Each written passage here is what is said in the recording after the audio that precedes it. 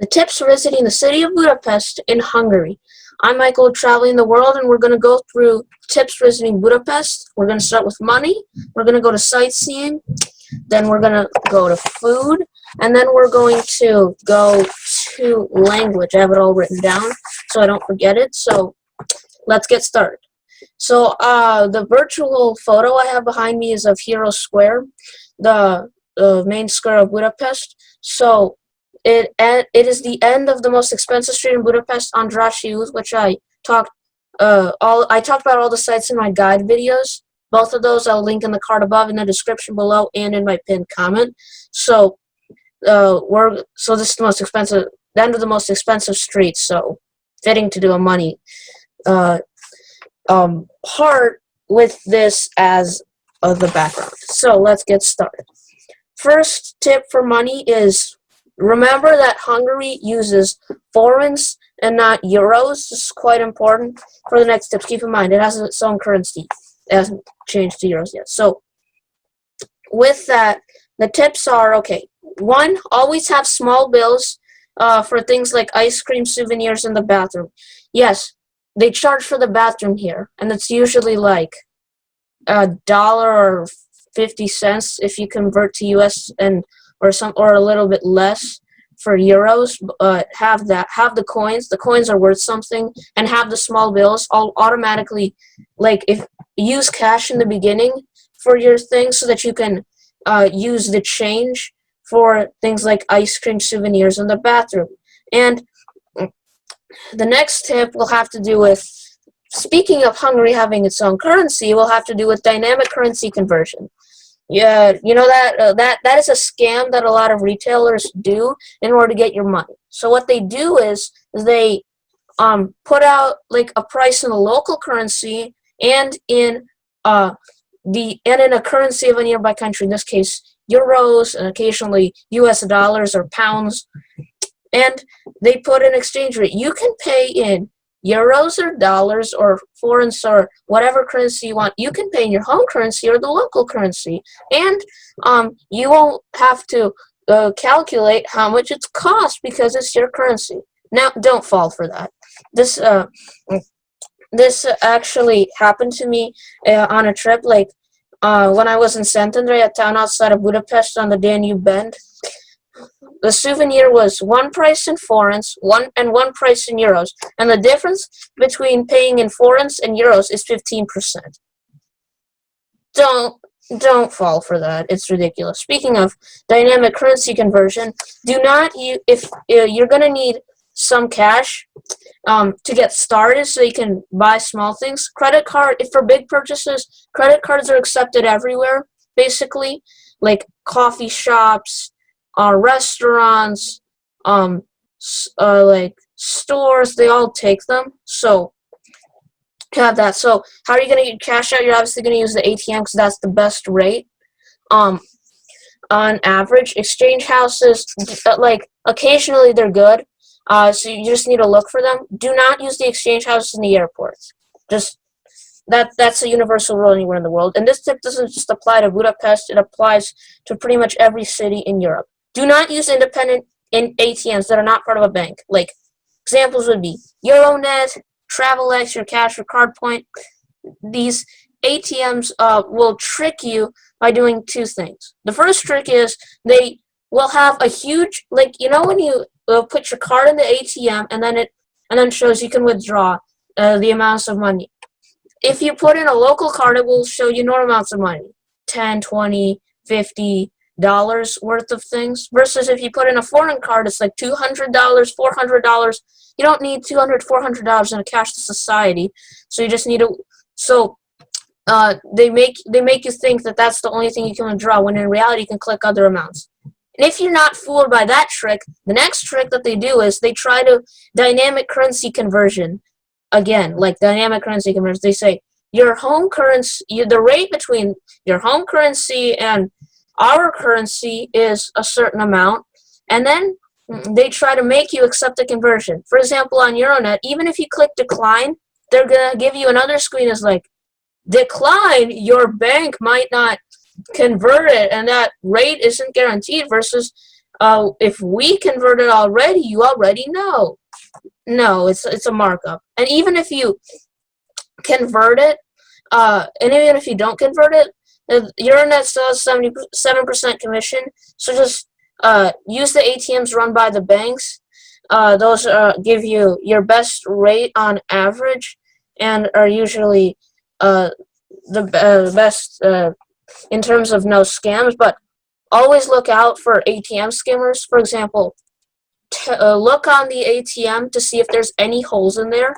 If you do not use that ATM. And also check the card reader. If it wiggles, that means it's a skimmer, because um um uh, because that you don't need two card readers. So that's what I have for money. So we're moving on to sightseeing, and I also included transportation in that section because you need to use transportation to visit sites. So let's move on.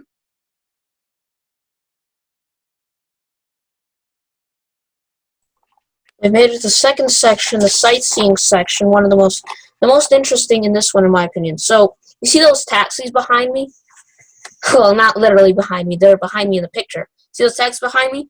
One tip I have about the taxis is, okay, one, you will need to use the taxis because there's no Uber in Budapest. Sorry, I wish there was. I like Uber more, but guess what? There you go. So the tip about the taxis is, one, do not get into a taxi on the street that is just sitting there. Those taxis are off. Scam taxis in Budapest are a pandemic, so don't use the ones on the street because they're a scam. If you want to get a non-scam one, go into a nearby hotel or call your hotel and tell them I want a taxi, I'm in this location, whatever, and then they'll send you a good one that works in the airport if you don't want to get into town by a train and then a bus or taxi or whatever. So all of those yellow ones that you see behind me with the yellow license plates are government regulated, so they will not rip you off. And all taxis take cash and credit, which is good.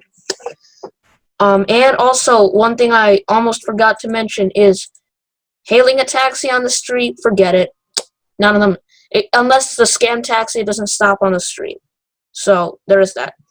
Next, here's the Parliament behind me. This is a view I had from a Danube sightseeing river cruise. If you haven't checked that video out, I'll link it up in the card above. So you have that. So I had two main tips in the video which I will share, and this is an experience I recommend you do. One, take the night cruise rather than a day cruise because you will see all the buildings light up like this Parliament. Seeing this Parliament right up, seeing the Parliament or the Buda Castle or the bridges, of course, light up is amazing. So there's that. Next, and since you're taking the night cruise, you have two choices. You can take a dinner cruise or a sightseeing cruise. Don't do the dinner cruise, do the sightseeing cruise, because one, you'll focus on the sights rather than your dinner, and two, they have audio guides on the ships that you select like 12 languages. They are really good about the languages, so it doesn't from languages from Russian to English to Chinese to Hebrew to Arabic to Hungarian to German to Polish to, there's tons of them there. So there is that. Next tip will have to do with the thermal baths. You have the Széchenyi bath right behind me, which is the most famous one in Budapest. And the tip is, if you have kids under 12 years old, do not let them go into the thermal baths. Do not. It's dangerous. The temperatures, it's like 100 degrees. But if you're over 11, it is a good experience. You should. It's good for your body, and it's good for your locomotor system, aka your muscles and your bones. And they're very local and will help you connect with the locals, and they will also make you relax. So you will also be visiting a lot of houses of worship. Like the background is the Orthodox synagogue. I didn't have a chance to go to because I wasn't properly dressed. You have to dress in no open knees, no open elbows. So if you want to relax, Reform synagogue, like not strict in terms of Jewish lingo. So you have the Dohani synagogue, which I did go to. Here's a picture of it. Has an organ, which is very unique for synagogues. You also be visiting a lot of churches here. For example, St. Stephen's Basilica, right this one, or Matthias Church.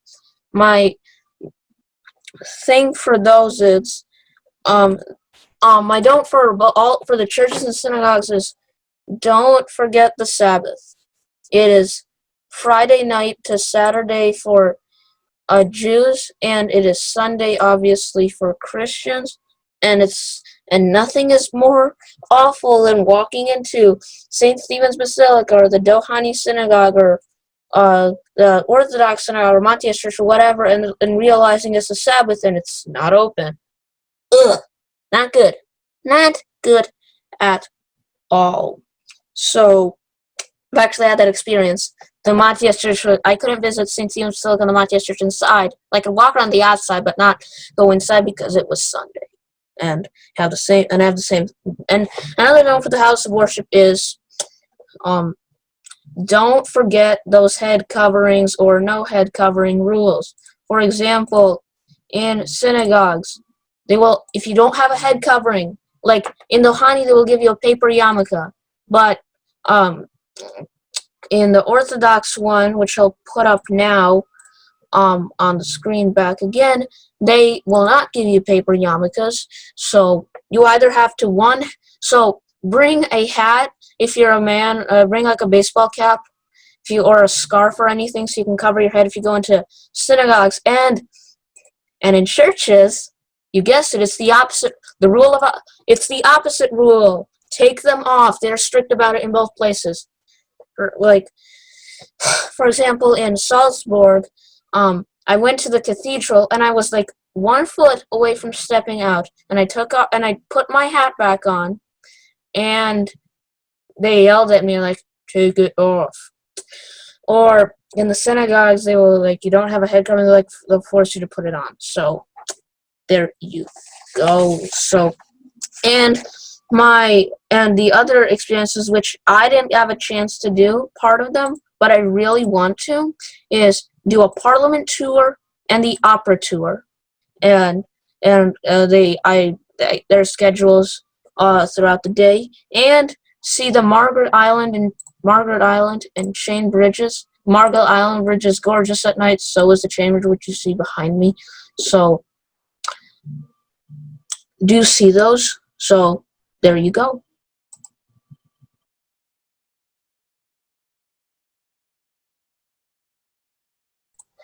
So the section is the food. You see goulash soup behind me. So that's tasty. So, but I couldn't find pictures of all the food I was talking about. So there you go. So you're just gonna stick to goulash being the picture, even when I'm talking about other foods. So one note about the goulash: do not think goulash is a thick stew. This is a soup. This is quite shocking because if you traveled around Austria or the Czech Republic, you might have ordered goulash and gotten this. This is a stew. Versus what you get in Hungary is this.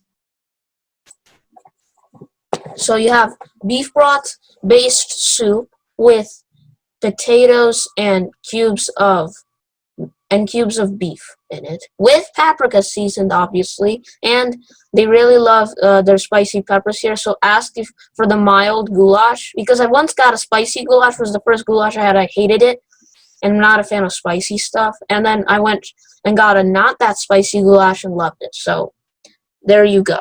The next must-eat is goose liver. Like I said, for the next dish and for this dish, I couldn't find the picture online or in my photos, so sorry.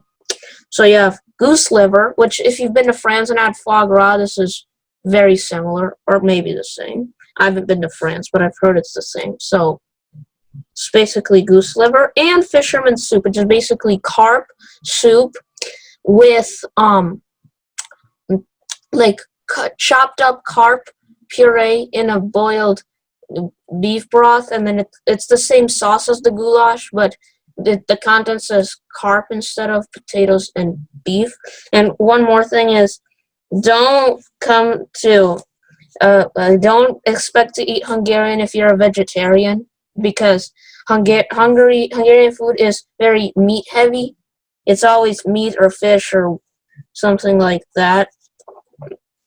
So there is that. Next, for note about like your breakfast and stuff, the cafe culture in Budapest is not, it rivals Vienna.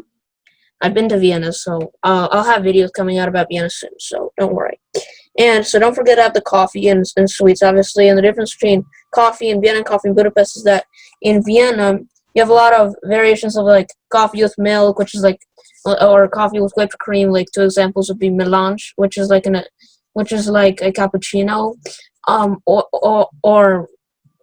or coffee Maria Theresia, which is basically coffee with whipped cream and chocolate and a lot of sweet things. So, versus in Budapest, what they have is espressos.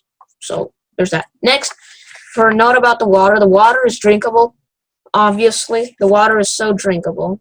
It comes from the thermal hot springs, the tap water. So drink it; it's good. And if you want something strange, like Hungary is a special breed of cow called the gray cow, and they have salamis and the meat from it you can eat, which is something if you're adventurous. And if you go on a day trip to Lake Balaton, where I was in the town of Tihany, where I was, they grow. This is like the lavender basket of the country. So they have lavender everything.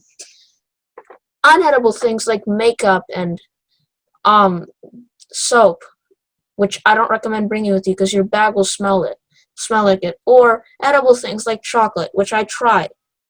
Has a weird pre-taste, but it is good, so you should try that. So there you go with the food, and the next section will be language.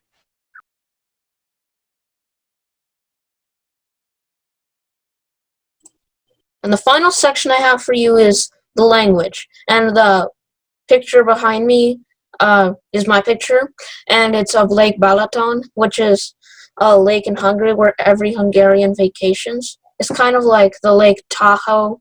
Like Lake Tahoe is to California, Lake Balaton is to Hungary. And I'm filming a language, and I'm using that as a virtual background for the language video because the language section. Why? Because not a lot of people speak English in the countryside, but more so in the cities. So here you have for the language. So my first tip for the language is do not try, if you do not know Hungarian, do not even try to understand it, because you'll be like, it's just very hard to grasp if you speak any Slavic, Germanic, or Romance, or any language basically, because Hungarian is basically by itself, which leads to my next tip. Do not tell Hungarians, like a lot of Hungarians, not all obviously, when I say these generalized statements, I usually mean most. Do not say Hungarian is related to any other languages, because they have strong national pride in Hungary is enormous, and they do not want people to make them a non-unique, like the Finnish, like the whole Hungarian is related to Finnish and Estonian. Do not say that here. The locals won't appreciate it because they like to be thought of as unique. So their country and language is unique. Next, remember that English is spoken here, just it's not that good compared to like Vienna or Prague. So if you want to ask for directions, or your best bet are young people because they learn English in school, or the people selling any touristy experience, like a boat tour or a hop-on hop-off bus or a guided tour or anything. Like you'll see a lot of stands that sell them. Go to those and ask them for directions, or young people for directions, and have your Google Maps or your paper maps you can point and explain if they don't get it.